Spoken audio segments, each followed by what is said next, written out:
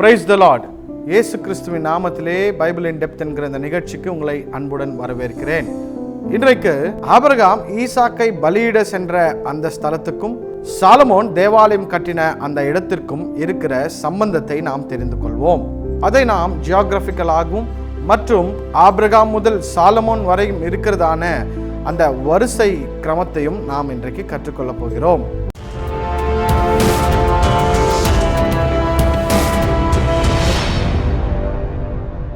ஆதியாகமம் 22ஆம் அதிகாரம் 2ஆம் வசனத்திலே, அப்பொழுது அவர், உன் புத்திரனும் உன் ஏகசுதனும் உன் நேசகுமாரனும் ஆகிய ஈசாக்கை நீ இப்பொழுது அழைத்து கொண்டு மோரியா தேசத்துக்கு போய் அங்கே நான் உனக்கு குறிக்கும் மலைகளில் ஒன்றின் மேல் அவனை தகன பலியாய் பலியிடு என்றார். அன்பானவர்களே, ஆபிரகாமுக்கு தேவன் மோரியா என்கிற இடத்தை காண்பிக்கிறார். அந்த இடத்துல இருக்கிற ஒரு மலையின் மேல் ஈசாக்கை பலியிடும்படியாக சொல்லுகிறார். அது பிற்காலத்திலே அந்த இடத்தை குறித்து நாம் பார்ப்போம் என்று சொன்னால், ஆபிரகாமுக்கு பிறகு யாக்கோபினுடைய காலத்திலே யாக்கோபு ஏசாவுக்கு பயந்து அவன் போகிற அந்த நேரத்திலே அந்த இரவு அவன் ஒரு இடத்திலே தங்குகிறான். ஆதியாகமம் 28ஆம் அதிகாரம் 16ஆம் வசனம் முதல் 22 வசனங்கள் வரை நாம் கவனித்தோம் என்று சொன்னால், 16வது வசனத்திலே மெய்யாகவே கர்த்தர் இந்த ஸ்தலத்திலே இருக்கிறார் என்று சொல்லுகிறார். 17ஆம் வசனத்திலே இது தேவனுடைய வீடே அல்லாமல் வேறல்ல என்று சொல்லுகிறார். 19வது வசனத்திலே அதற்கு பெத்தேல் என்ற பெயரும் இடுகிறார். அந்த பெத்தேல் என்று சொன்னால் எபிரேய பாஷையிலே பெத் என்று சொன்னால் வீடு, எல் என்று சொன்னால் தேவன், தேவனுடைய வீடு என்று பெயரிடுகிறார். நான் அங்கே சென்று தங்கி அங்கே நான் பத்திரமாய் திரும்பி வருவேன் என்று சொன்னால் இந்த ஸ்தலம் தேவனுடைய வீடாகும் என்று சொல்லி ஒரு வாக்கையும் யாக்கோபு செய்வதை நாம் பார்க்கலாம். அதற்கு பிறகு யோசேப்பினுடைய காலத்திலே இந்த இஸ்ரவேலர்கள் 70 பேரும் அங்கே எகிப்துக்கு செல்லுகிறார்கள். அந்த எகிப்திலே 430 வருஷம் அவர்கள் அங்கே அடிமைத்தனத்திலே இருக்கிறார்கள். பிறகு மோசேனுடைய காலத்திலே அவர்கள் அங்கிருந்து புறப்பட்டு வெளியே வந்த பிறகு தேவன் அவர்களுக்கு ஒரு கூடாரத்தை அமைக்கும்படி சொல்லுகிறார். ஆசரிப்பு கூடாரத்தை அவர்கள் அமைக்கிறார்கள்.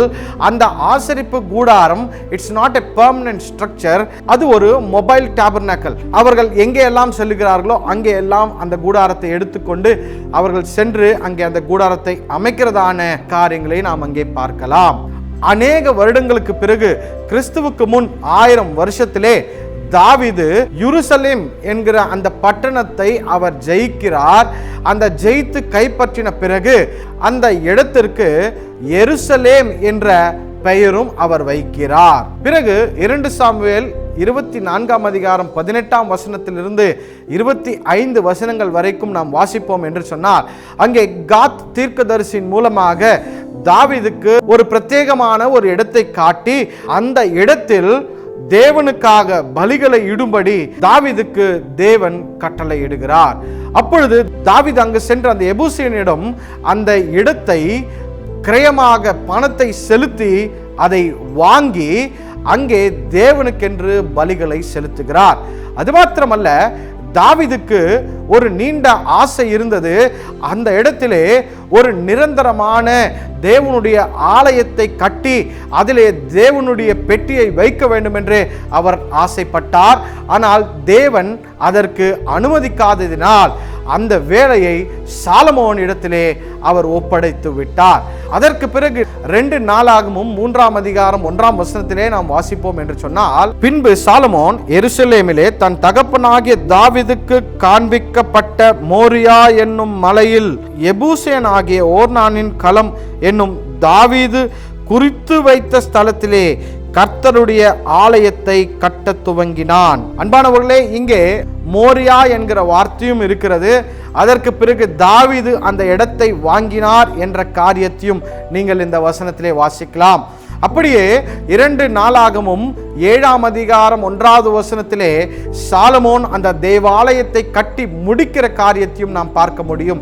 அந்த முடித்த பிறகு அங்க முக்கியமான காரியம் என்னவென்று சொன்னால், தேவனுடைய மகிமை, தேவனுடைய பிரசன்னம் அங்கே இறங்கி வந்து அங்கே அந்த ஆலயத்தை நிரப்பினது என்று சொல்லி நாம் வாசிக்கிறோம். தேவன் ஆபிரகாமின் காலத்திலே குறித்து வைத்த அதே இடத்தை தான் யாக்கோபின் மூலமாகவும் தாவீதின் மூலமாகவும் அதை அவர் ஸ்திரப்படுத்தி சாலமோனுடைய காலத்திலே தேவாலயத்தை கட்டும்படியாக அங்கே அவருடைய பிரசன்னத்தை கொடுத்து அது தேவனுடைய பரிசுத்த ஸ்தலமாக மாற்றப்படுகிறது. அன்பானவர்களே, நாம் புரிந்து கொள்ளலாம், ஆபிரகாம் ஈசாக்கை பலியிட சென்ற இடமும் சாலமோன் தேவாலயத்தை கட்டின இடமும் இரண்டும் ஒன்றுதான் என்று நாம் புரிந்து கொள்வோம். கர்த்தர் நம்மை ஆசீர்வதிப்பாராக. ஆமென்.